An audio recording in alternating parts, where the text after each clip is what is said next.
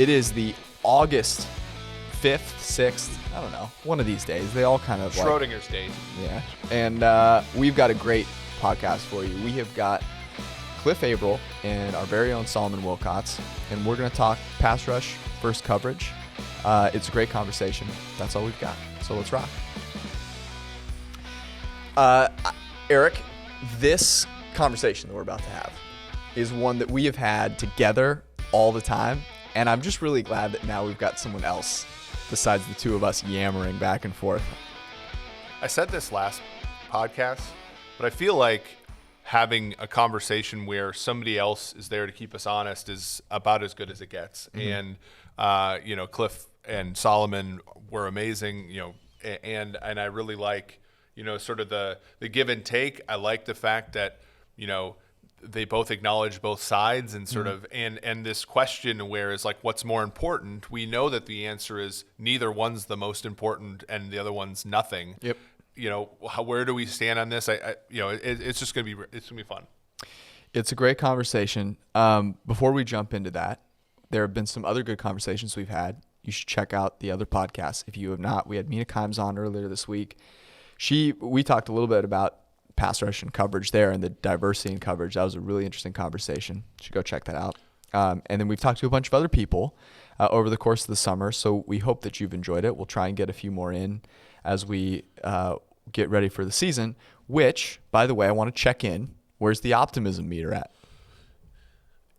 I was saying this the other day. I mean, I'm higher now just because you're higher. Yeah, okay.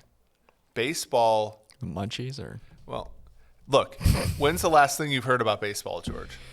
The last thing I've heard about baseball is like 2 days ago. Yeah, I guess. That just like something about the Marlins. I'm not trying to make a moral statement here, but the fact that baseball has sort of quote gotten over this and are playing on. People are forgetting. Yeah, I mean, I think from a perspective of the question of whether they should have a season is different, but I think that they're going to I think the NFL has a blueprint now for preparing better than the other leagues, at least baseball, and then how to deal with a crisis if it ever struck. So I'm pretty optimistic about the NFL. College football, they're starting to put schedules out, so at least there's some contingency there, I guess. So I was thinking about this yesterday. I'm worried that baseball seems to be plowing through. I would prefer that we get people that really take this seriously, and I think one of those ways is to see things, what could happen if you don't. But one of the things I was thinking about is there's no way the NFL doesn't have some contingency plan. How would you not be like, look, if things get worse, here's how we can put divisions in a bubble. You brought that idea up. Like, how could you not have that? I just think there's got to be one of those plans that you can implement should everything hit the fan. Yeah, I think they are. I mean, they were unprepared a month ago, I would say. You think they do? If you think they do, then I'm willing to take that and just pretend it's real. Yeah, I mean, the issue is, though, is it looks like they're preparing to start the season. Yeah. September 1st or September 1st-ish, right? Yep. Once the season starts, the owners are pretty committed financially to the season happening. True. And I think that that's part of the reason why baseball, you see Manfred's just like, I'm not a quitter, which is kind of silly. But if once the season starts, I think, and everything that's moving up to this, there aren't as many super spreader possibility events. True. As, after the season starts. But after the season starts, there's a ton of incentive for them to play on. It's also why college football is less likely of a proposition, just because, there are more of those. There's more of those, and there's not the financial, it's more spread out. It's less concentrated in the owner, right? Although, again, I think college football will get some sort of college football. I think the NFL is going to look very, very functional by comparison. We've got some cool stuff coming your way as well on the product side. We actually got a college football product that I'm not going to give you a date yet, but it's coming soon. You'll want to check that out. So let's get into it. Cliff Avrill and Solomon Wilcots.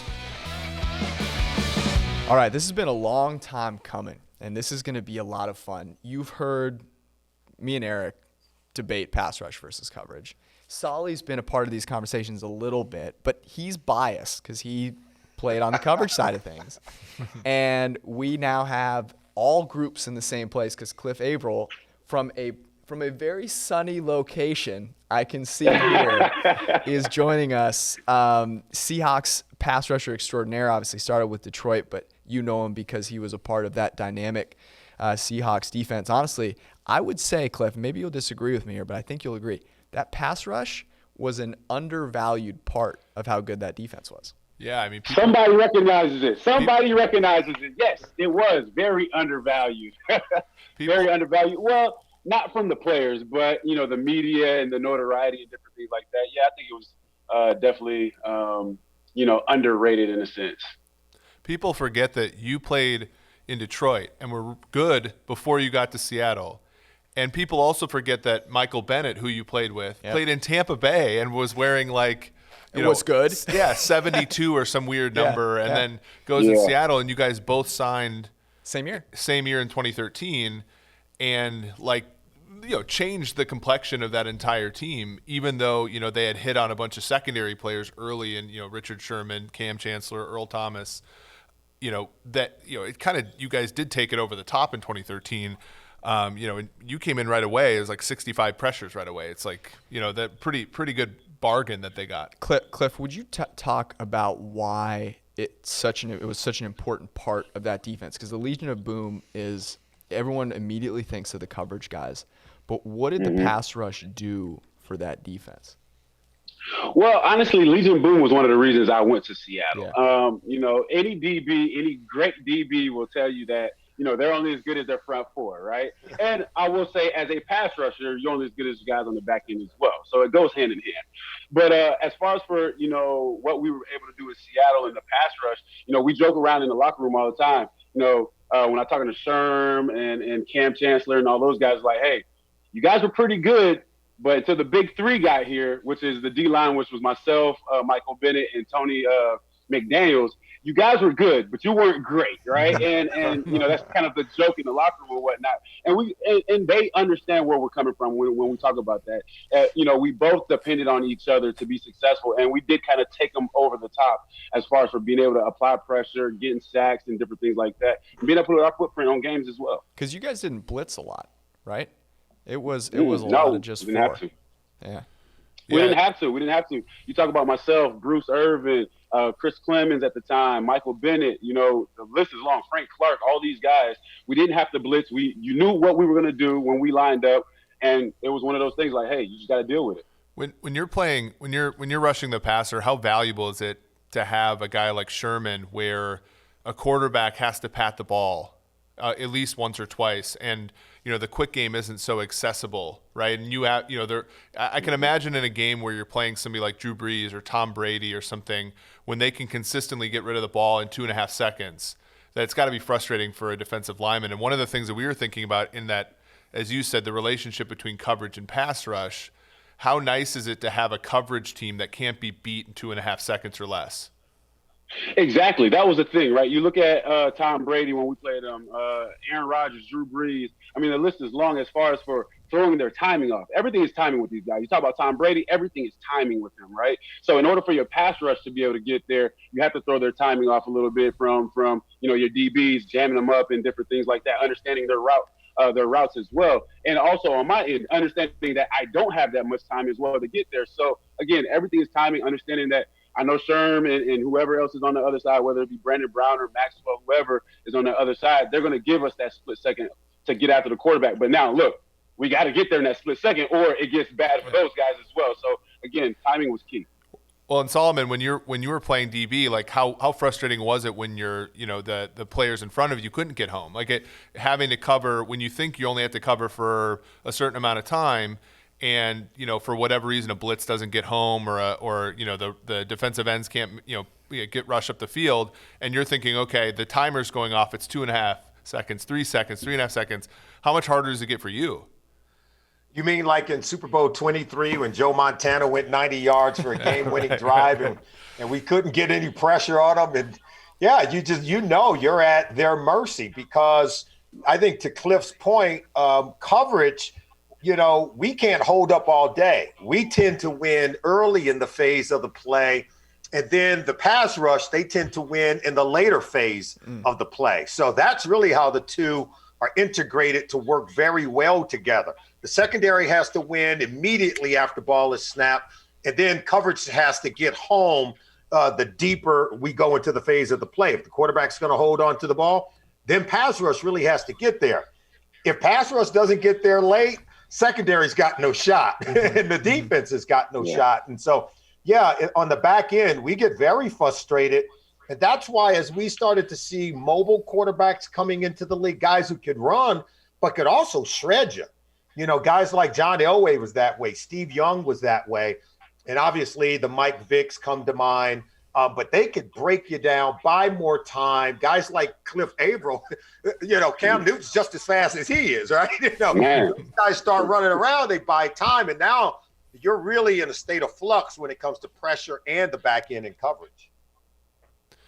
Yeah, it's a great point. And when you look at that symbiotic relationship, when you guys were in Cincinnati in '88 for that Super Bowl, I mean, you didn't have a double-digit sack guy on your team, right? But you guys were really good in the back end. And, that defense was good enough to make the Super Bowl as a result. Whereas, you guys in Seattle, I mean, Cliff, you had, 3 or 4 double-digit sack seasons, depending upon how you count them. You probably like our way since we give you a full sack for every half sack. But, you guys had so many players who could get home, then that some of the interception numbers weren't as high as they were for the Bengals in '88. Yeah. Go ahead, Cliff. I'll let you go. Go ahead. No, I was going to say, I think, again, it goes hand in hand. I'm sure it's a lot harder for a DB, when they don't have a pass rush, right? Because covering for more than 3 seconds, that's probably one of the hardest things to do in the NFL as an athlete in any sport, right? But also on the other end too is if that quarterback can get the ball out quick, it's extremely hard for a pass rusher to be able to get home as well. So it definitely goes hand in hand. Let me ask you. I'm sorry. I just want to answer that question as well. Dick LeBeau used to tell us that, there's 2 positions that get you beat quick in football. One is the quarterback position. We know the offense goes through him. If he doesn't have a good day, nobody's going to have a good day. But he said on the back end in the secondary that if we make one mistake back there, the official's usually standing in the end zone, holding up both hands, signaling a touchdown. And he wanted us to know that it was really on us, that we didn't get to come back to the huddle and complain about the lack of pressure. That's just how he took that excuse away from us. But we do know that both are really fundamental to playing good defense.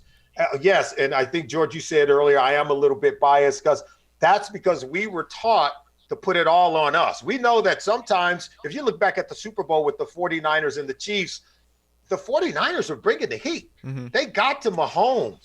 But you know what happens late in games? And I've seen this all too well. Those big guys get tired, man. They get tired. And then guess what? In that secondary, you're on your own. Well, I'm a 49ers fan. I was born in the Bay Area. And this guy's a Chiefs fan. Eric's a Chiefs fan. We went to the Super Bowl together. I had to endure that next to big homie Chief over here. I was very nice. And now Solly is bringing up the coverage breakdown against Wasp, and it's I have PTSD. The other side of this that was so interesting is if you look, your former teammate Cliff, Frank Clark, got the sack on 4th down to basically win the game. Right. Thanks.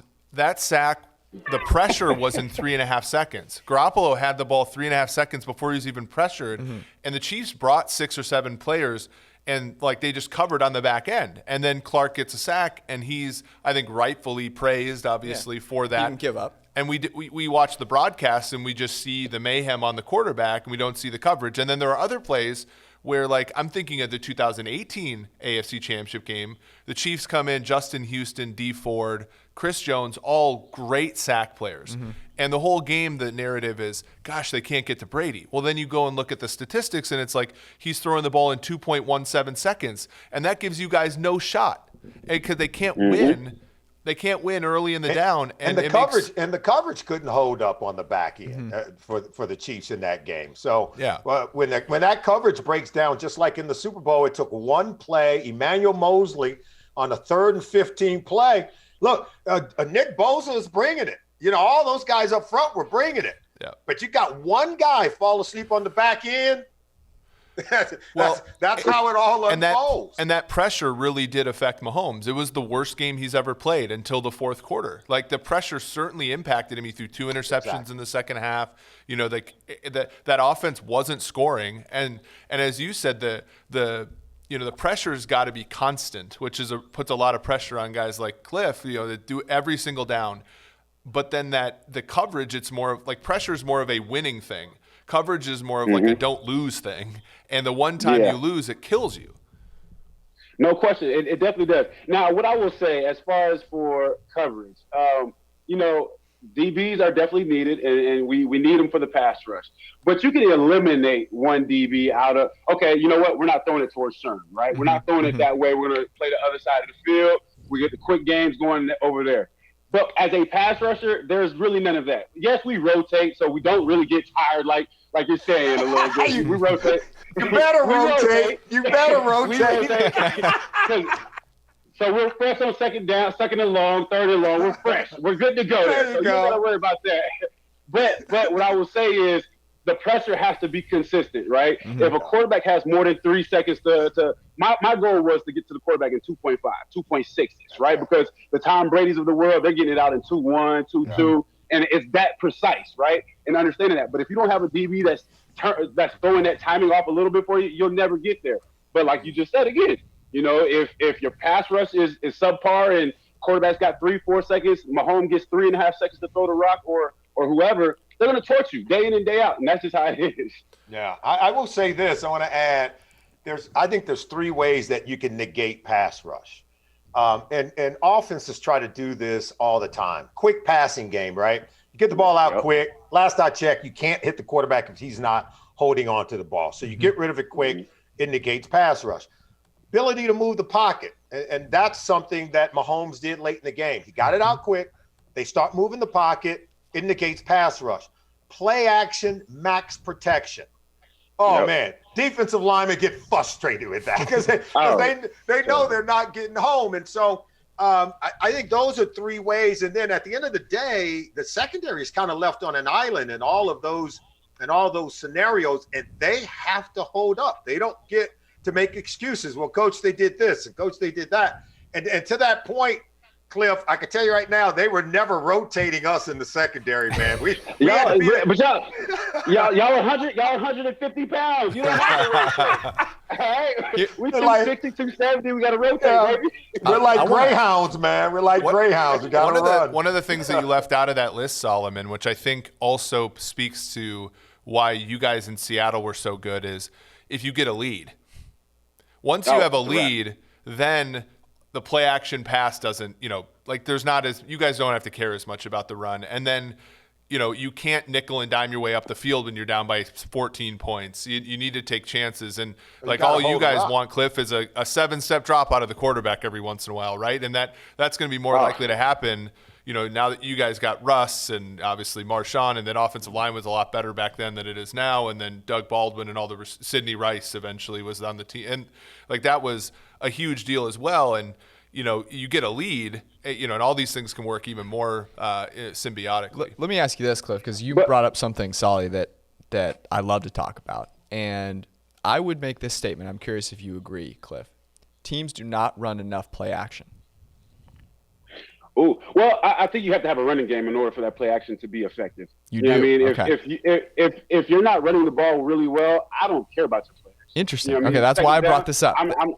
Good. Yeah, I'm not thinking about your play action. Now there's going to be tells that tell me, if you only have 20 yards in the first half and your play action, I don't care. My guys in the middle will handle that. We'll get you, and it'll be 3rd and long anyways, right? So it just depends on that offense for me to care about your play action. Now, if you're running the ball really well and you got a quarterback that can take shots like a Russell Wilson or something like that, okay, now, Marshawn's back there. I got to set the edge. Oh, shoot, now it's play action. Get upfield, But you don't have a running game, it doesn't really matter. It's so interesting that you say that. I think that's definitely what people, would say.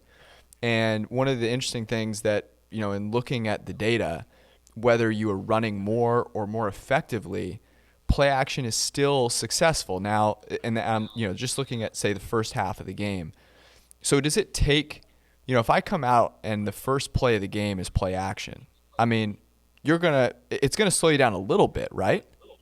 Yeah, you gotta honor it. It's the first play of the game. It's 50-50. It's Yeah. 50-50 down. How long does it take before you go, okay, they can't run the ball, I'm out? Where was it? Was it coming out of halftime? Was it end of the first quarter? Was there ever a time where you were like, now I know? Because my thought would be there's always a little bit of, I just don't want to give up a run now. I've stopped them so far, but damn it, I'm not going to give up one more.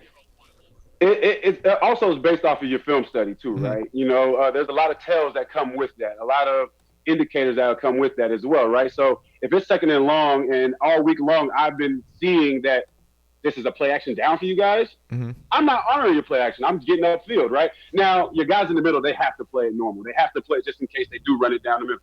But I'm not. So there's different tells that will give you indicators of, hey, this team doesn't necessarily like to play action on these certain situations or whatnot. But once that third quarter rolls around and we know you only have 20 yards of rushing or 30 yards of rushing and we're up by 14, there's no point of play action because I'm pinning my ears back and I'm going. I'm not. Hey, Coach, I thought it was passed. we finally found the reason you guys were so successful. You guys were doing analytics in the middle of the game. Situational. Oh, that's what it is. You guys are ahead of the curve. Yeah. I want to go in and jump in here because there's a couple of things. First, I remember when I was in Minnesota, we had a defensive line coach by the name of JT, John Terling. He just recently passed away, and we did a lot to sort of legend. Remember him. But JT was a great defensive line coach. On those defensive lines in Minnesota, we had two Hall of Famers, John Randall, Chris Doman. He then goes and becomes the defensive line coach with the Indianapolis Colts. They had a couple of really good edge rushers there as well, okay? Dwight Freeney and Robert Mathis. JT had a saying, and he would tell his linemen, you probably heard this, Cliff, we play the run on the way to the quarterback. On the way to the pass. Yes. He told his defensive lineman, I don't even want you thinking about the running game. We go get the quarterback. But I love JT for that. I remember I'm in the secondary. That's what I'm talking about. Yeah. Like, there's no sense in you guys playing the run. Now, I think to Cliff's point, it's the second-level defenders who are put in that state of flux of having to read through the mesh point, having to understand when they can take shots and go running up to the line of scrimmage. Because if you do that too many times, we have offenses can adjust to that. They go wide pop, and the tight end gets right behind you. Bam! I'm telling you, that guy's running until he hits his head on the goalpost. So the second-level defenders do have to honor that. But I think to George's point, the way that we coach at the second level, we build it in so that play action always works. Because we tell linebackers, you better give me that read step. It's 3rd and 20. Why are you giving a read step? I can't give up 15. You're getting ready to stop the run game. And so I think to George's point, we've got some things that are inherent in our game that allows play action to always work. And we really should be doing it like what Cliff said. We should be doing it based on situation and not just have these read step fundamentals built in our game so that play action, it always poses a threat, even if the run game isn't effective. Well, you look at like guys our age, right, in our mid-30s, when we were coming up playing – Don't put that evil on me. Okay. When we were coming up playing football 15, 20 years ago, who was the MVP of the league back then? It was Emmitt Smith. It was Sean Alexander. Yep. It was, Thurman Thomas. It was those guys. And the running backs, yep. You learn your football instincts when you're in peewees or you're in high school. And, it's really tough to tell a person who's, in their late 20s to say, look, I know that this is how you do your steps, but now this late in your career, we're going to teach you new tricks type of thing. It's hard, right? And I think that's probably, and then the other hard thing is running the football is so much more important in younger leagues than it is in the NFL. When you're in Pee Wee, the running back is the best athlete on the field, where by the time you get to the NFL, the best athletes on the field are playing defensive end and tight end and wide receiver and quarterback. And it's just so tough, right? Because of the way that you're taught, right? Well, I'll go ahead and answer real quick. But, yeah, there's no doubt. I think the coaches have to be able to make the change. Many of the players that are coming into the league now, if you go back to their local communities, they're slinging it in Pee Wee football now. I mean, they're playing in 7-on-7 leagues through high school. Yep. The whole state of Texas, when I was a kid, they ran the option, and a coach got fired if they threw the ball more than 5 times in a game. Now you go to the state of Texas, everyone's running spread. Throw. So, no, they're coming into the league knowing that it's a throwing league, but these coaches will be like, what is that? So you didn't learn how to play run defense when you were in college in that spread offense where everybody's holding up an emoji card. I'm going to teach you how to play the run. And it's almost like they take it out of them, you know? I agree.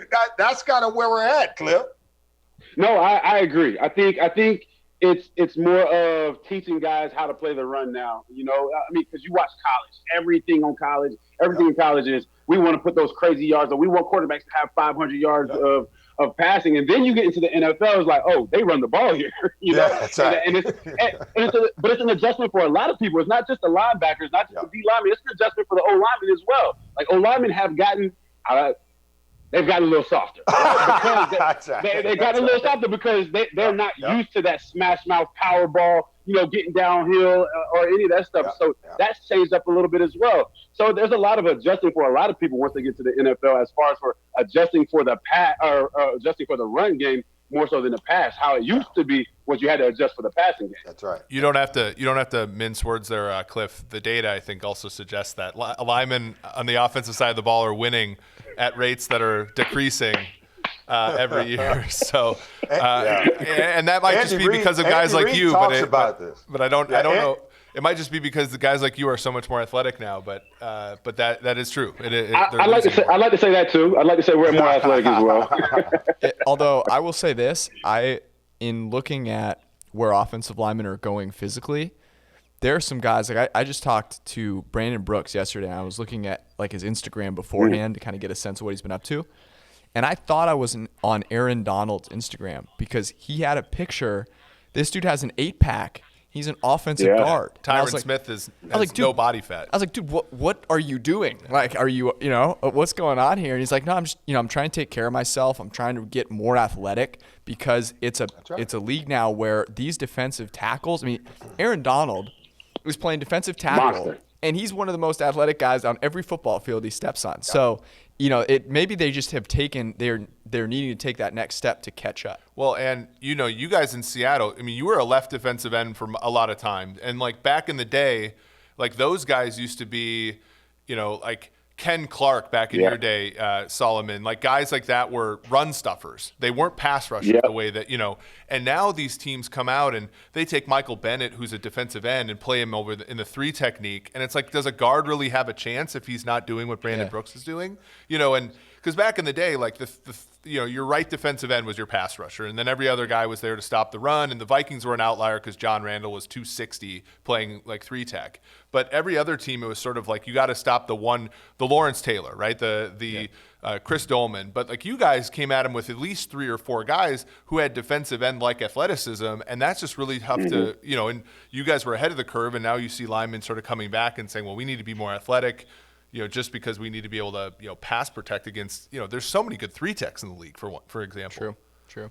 Okay, I want to give Cliff, I want to give you a chance here to state. So the argument is, what is more important? They're both important. We've talked about the symbiotic relationship between pass rush and coverage. But make the case, or you can switch to coverage if you'd like. Solly would, I'm sure, welcome you onto his squad. But make the case for pass rush being more important than coverage. Well, it's kind of an easy thing, right? I mean, we hear the cliche, the game is won in the trenches, right? So that being said, yes, stopping the run is part of that, but getting after quarterback, nobody, and Solomon will agree, nobody wants to allow any quarterback to just sit back there and pack the ball for 3, 4, 5 seconds. I don't care who you are as a DB, my man Dion, whoever. You're not covering for 5, 6, 7. Like it just becomes impossible. So you need that pass rush. If you don't have that pass rush, your DBs won't be as good as they could be. Now some of them still be elite, but if you look at the defenses, just the top defenses over the last few years. All of them have a pretty good or really good pass rushing team. Even if you look from last year, you talk about San Francisco, Pittsburgh, Baltimore, Buffalo. I mean, all those teams are some of the top teams in the NFL. Yet they had a really solid pass rush. Talk about Chicago. I mean, the list is long. So those DBs that are pretty good, they probably have some really good pass rushers up front as well. Okay. So I'll go ahead and make the case for pass coverage. And I have been able to see how pass coverage works without a pass rush. It's called 7-on-7, right? We do it every day. And I remember going 7-on-7 against some really good quarterbacks, and they couldn't complete a pass. And I remember looking at the coach and saying, we ought to do this in the game. Can we just get the fat guys off the field? Can we get everybody? As long as you can't run the ball, as long as you can't run the ball, I think we can win games like this, right? And so I go back. I tell you, one of the games I love, I'll go back and watch the tape even now, because this kind of helps, I think, to prove my point, how important pass coverage is. And if you can't get pass coverage, I don't care how great the pass rush is, quarterbacks will shred you. I go back to a game against the 85 Bears. We know how dominant they were, right? I've heard of them. They were dominant when it comes to pressuring the quarterback, beating up. They would petrify quarterbacks even before the first play.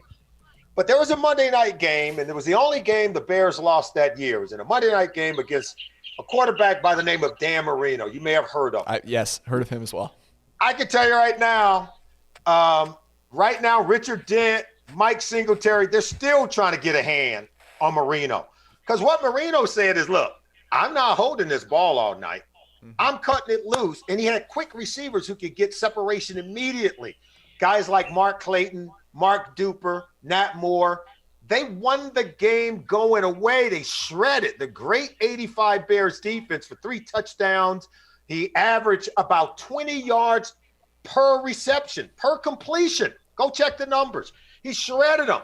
Best pass rush against that passing team, there was no shot. You know what? You know what the Bears needed that night? They needed some pass coverage, by the way.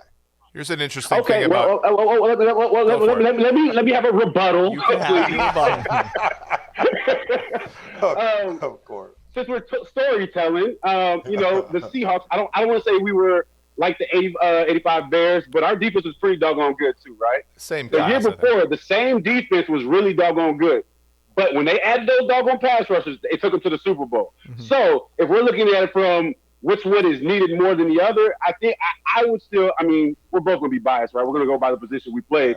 And I would still say the pass rush was a little bit more important because it didn't get them to the championship without that pass rush. What your point is great, though, in that, look, to be good and to go to the Super Bowl are different. And if you want to go to the Super Bowl, and Eric brings this point up a lot, which is, I think, really good, you've got to have special players. You got to have special units. You know, the Chiefs had a special passing game. The Niners had a special defense because they had both things together. There's very few teams, and the Patriots maybe are one, where they had Kyle Van Noy as their best pass rusher. The Detroit Lions let him go as an off-ball linebacker. But that's because Bill Belichick's brilliant, and he's scheming up pressure like no one else can. Yeah. But if you really do want to go to the Super Bowl, it's great to have both. That can push you over the top. One of the things, Cliff, that I think about a lot is, and you both you guys mentioned this, is the sequence that things happen and how quarterbacks today – Patrick Mahomes people love him because he can spin around and, lengthen the play and then make an incredible throw downfield. The Chiefs have more quick game than just about anybody. He's slicing and dicing you up in under 2.5 seconds. And if I have to choose one thing, I'm going to choose coverage that will at least give my pass rushers 2.5 seconds and worry about my pass rush at that point. So if I have to choose one, that's the order of operations matters for me there. Yeah, I think. But the reason you're throwing it so quick is because you're afraid of the pass rush. Okay. Well, because it's not 7-on-7, right? The quarterback knows he can't hold it all day. I think it was Mike Tomlin said that the quarterback position, that football, him holding it, it's like holding onto a loaded hand grenade. Sooner or later, it's going to go off. Bad things happen when quarterbacks hold onto the football. But that's why I use the analogy of going 7-on-7. Sooner or later, they got to throw it. They don't have all day. And so, yeah, he's got to get rid of it because that pass rush does pose a threat. But I think to George's point, at the end of the day, if we can force him to hold it, if coverage can force him to hold it, if you can't get there then, well, I know you can get there. I know you can get there, right? But you'd be surprised, huh? If we can't get there then, man, we got to go get some new guys because you know that. If we can force them to hold it, it's playing in our favor on defense. I think as a whole. Cliff, just to answer your point, I think that happens a lot, but there are still times, quarterbacks still run quick game even when, they'll run it against the Lions. The Lions can, rush the passer to save their lives. The reason is that if you can get rid of the ball quickly, you can get rid of the bad things that can happen, right? You got your quarterback and he just happens to, decide to slide a little to the left and you lose the ball, whatever. If you can get rid of the ball quickly and guys are open, you're just slicing and dicing them all the way down the field. I mean, it's like the Patriots, when Brady was at his peak, they would just do that so consistently.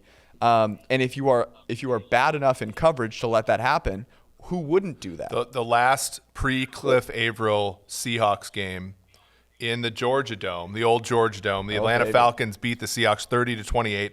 Matt Ryan dropped back 36 times, no sacks. Three touchdowns, 2 interceptions. There you go. And he was a 95 passer grade in our rating system when no pressure happened. A 47 and 3.8 yards per attempt with 2 interceptions when pressured. That game probably got you that contract, Cliff. Oh no, that game definitely got me that contract to go to Seattle. Then when he got Michael Bennett as well, like, hey, we need some pass rushers because we know we can't do it without him. That's my point. Exactly. I think your point though, that because we talk about this all the time, I think you'll have a very hard time being an average defense if your coverage is terrible. I think that you have a very hard time to being a great defense if either one, coverage or pass rush, is terrible. Mm-hmm. That defense was good before the pass rush got there, and the pass rush made it great, like one of the best of all, best defenses of all time, frankly. So that's kind of like where the debate is. It's probably not one answer, but I do think it's harder to be average as a defense and win as a defense with no coverage because you're just getting sliced up. I mean, you just can't. Like the offense has so much control over what happens in the game that they can choose to throw quickly. Well, and that's the thing, right? Cliff, you talked about Super Bowls. People measure things in Super Bowls.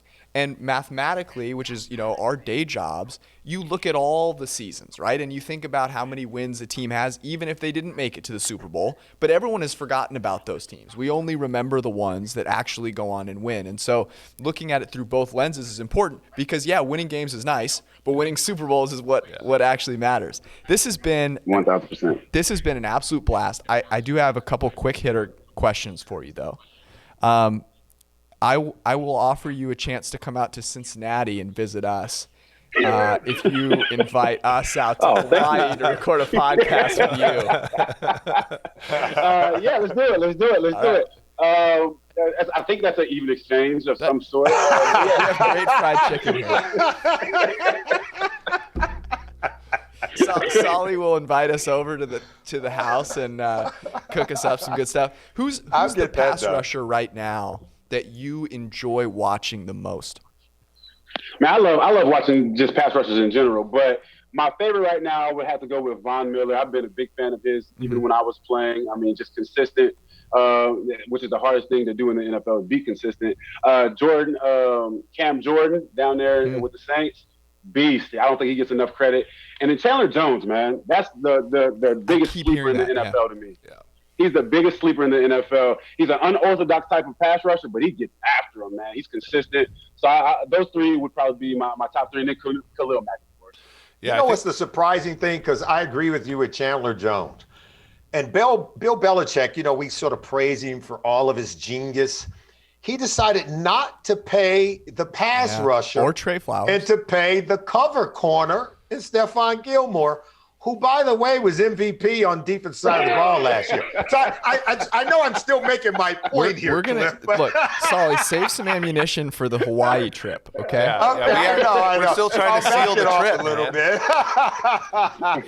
Oh man, Great. Cliff, what are you working on now? Is there anything that we should pay attention to or be looking for you showing up down the road?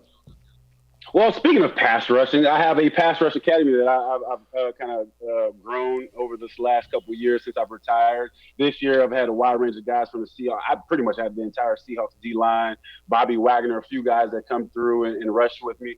It's called Sack 360 Seattle. Check it out. You know, there's an Instagram. Instagram is Sack 360 Seattle. But yeah, just trying to get back some of the knowledge, man. That's the one thing I've realized since I've been done is, you know, over a 10-year run, you just start to pick up on a wide range of different things that you kind of take for granted that some of these young players might possibly know. So for me, it's just all about giving back and trying to get these guys, you know, to the quarterback and hopefully get paid as well. Well, here's the great thing. We'd love for you to come spread that knowledge here in Cincinnati, and it's only right that we extend the offer since you've been so generous.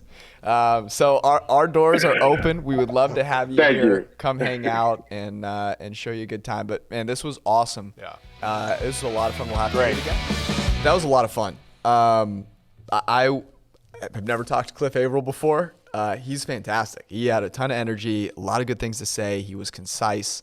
He even kept Solly honest, which is hard to do because Solly will just steamroll you if you're not careful. He looked like he was living his best life. Oh my God! In Hawaii, just he just had this big smile on his face, and and he deserves it because he had a great career. He had 498 pressures during his career, which I didn't bring up during the time, but he was a very good pass rusher, and and he came on and talked about what it was like to play with an elite coverage group and what it was like to not play with it. Because in Detroit, it was touch and go there for that team. I thought it was great. He was awesome. One of our best ones so far. Yeah, that was one of the best conversations we've had. You brought up what I thought was a great takeaway. I'll give you a takeaway that I had that happened at the end of the conversation, which was we've had an opportunity to talk to a bunch of different people in football, a lot of players, some offensive linemen, and asking them who they think the best pass rusher is in the NFL. A name that continuously gets brought up is Chandler Jones. And he brought up Chandler Jones again. That's like the fifth time someone said he's the best or one of the best pass rushers. Can you imagine if the Cardinals could cover? Yeah. They'd actually have a good defense because he's a great pass rusher. So there you go. Thanks for tuning in. We'll see you guys on Monday. Peace out. Thanks for watching the PFF YouTube channel. And if you want to subscribe, all you have to do is push the button. Don't forget everything you get. A little fantasy, push the button. A little green line for the gambling aspects of the game, push the button. College football, push the button. The YouTube channel from PFF.